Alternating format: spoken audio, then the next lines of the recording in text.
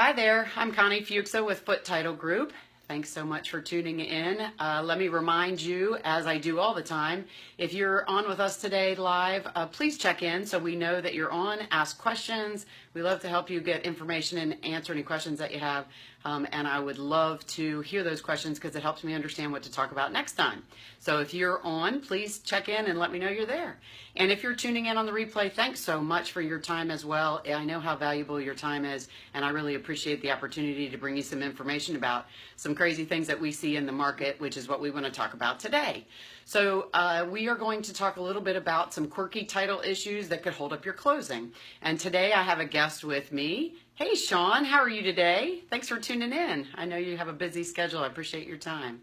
So today I have with me our Virginia office manager and closer, Victoria Bronner, and we call her Vicki. And so Vicki, how are you? I'm good. Thank you. Good. So what we want to do today is talk to you, get Vicki to tell you a little bit about some experiences she's had so you can understand some of the things that actually happen before you get to closing and what you have to deal with. So Vicki, first tell us a little bit about you. Like, how long have you been in the title business? I've been in the business for 14 years. Okay. I've just love what I do. Love the fact that I get to be a part of learning something new every day, because that's not a job you can normally say you can do in. So Right. And how long have you been with Foote Title Group?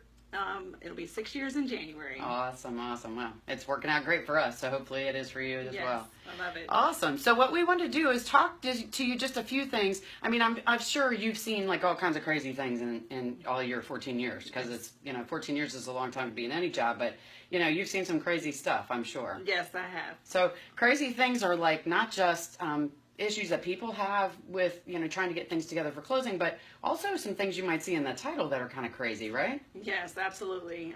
Unfortunately, there's never a dull moment when it comes to the title industry, and us knowing specifically what to do and how to do it, and trying to put our detective eyeglasses on and being Inspector Gadget and trying to get it done. So yeah. So one of the things we deal with in the title industry is we have all kinds of personalities. So you have so many people involved in the transaction. You have the buyers and the sellers, their realtors and the lenders, and all of those people have different things that they bring to the table, and there's a lot of different personalities, so sometimes that can get a little confusing.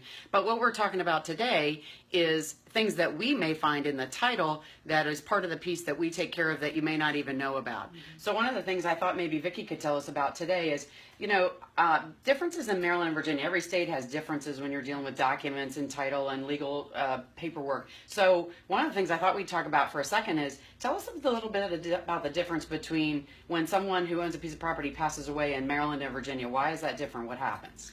Well, in Virginia, when it comes to a person passing away, there usually is a will of testament that has to be filed with the court in order for it to grant any ownership to any party. Okay. With that being said, of course, death certificates are required to do for each individual that becomes deceased, and sometimes the individuals don't know that that original will has to be recorded. Okay. All right. So in Virginia, when somebody passes away, hopefully they had a will, and then the will has to actually be recorded in the land records so that it becomes public record and everybody can tell what their ownership was and what their wishes were. Yes. And then from there, obviously we need a death certificate confirming that that person passed when they passed, and then that we would use that will as direction on what we would do and who would take ownership and what would happen.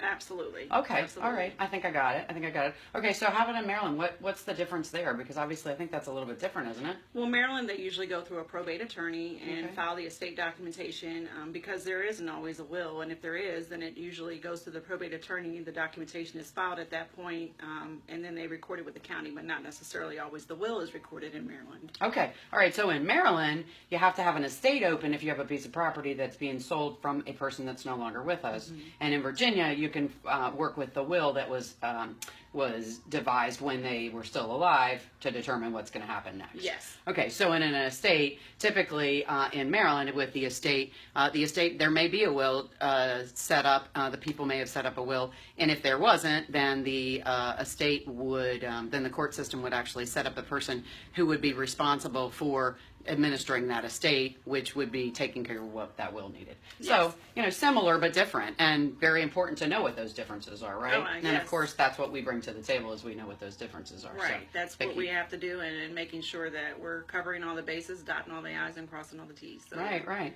Okay, so the reason we talked about, and I thought I would preface that a little bit, is good afternoon, Karen Hogue. You could see I'm used to doing coffee with Connie, which is in the morning. Sorry, guys. How are you, Miss Karen?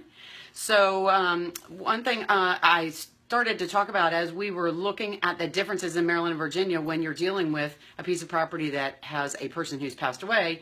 Let's talk about a little bit, and part of the reason I want to talk about this is Vicki actually has a order that she's working on right now for some customers that actually has a little bit of a quirky kind of setup with not necessarily an estate, but a will situation. So why don't you tell us a little bit about that?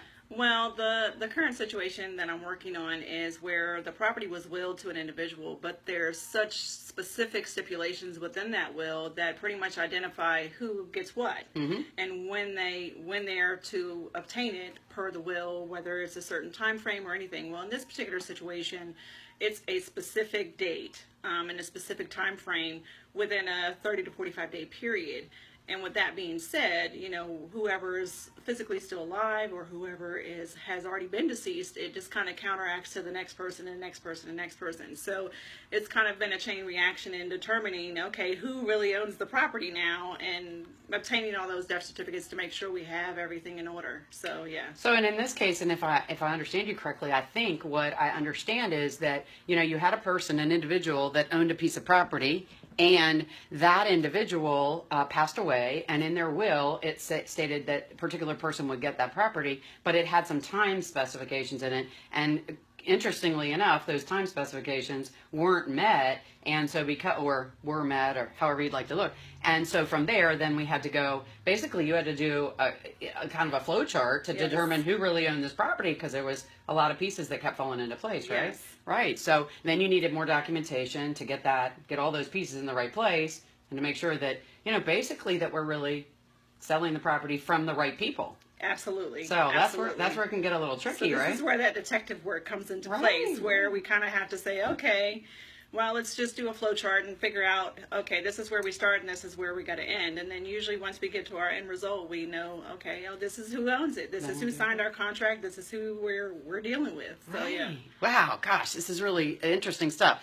So we, not only is a title company in charge of making sure that all of the right documentation is in the right place, all the money is in the right place, and everything gets sent to the right place. But one of the most important pieces of the puzzle that we do take care of is making sure that that everything is taken care of beforehand, that title is searched, and all of the questionable things might be resolved and addressed before we can actually get to closing, and thereby protecting your home ownership. Because if we don't make sure all those things are in place while we're researching everything before we actually let you go to the closing, this could cause a huge problem with your closing or after, and you might not be protected. Absolutely. Yeah. And so that's where title insurance comes in, that actually protects that ownership, is we're making sure all that stuff is right so we can issue that title insurance to protect you. Right. And even in this particular case, where the agents are making sure their clients are covered too, and making sure that, title insurance can be issued. Right.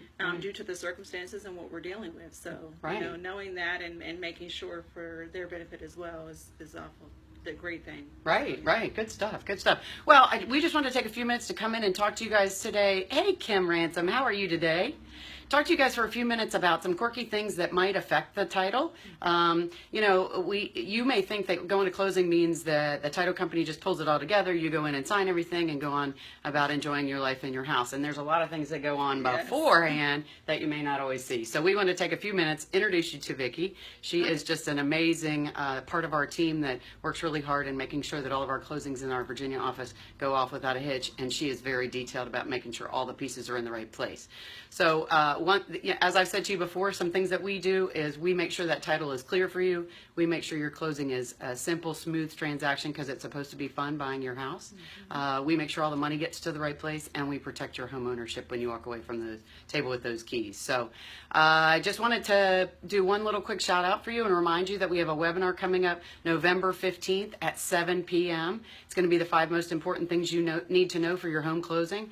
That is really something you're going to want to be involved in. It's going to be interactive, so you can ask questions to each other, and we'd love to have you. The registration link is on our website. It's in our social media. It's been going out in email. There's only 100 spots, so you got to get registered ASAP. It's filling up really quickly. And lastly, and very importantly, is there's lots of resources on our website, including all different kinds of guides, checklists, sample closing documents, all kinds of things you may need for closing. So we'd love to help you in any way we can.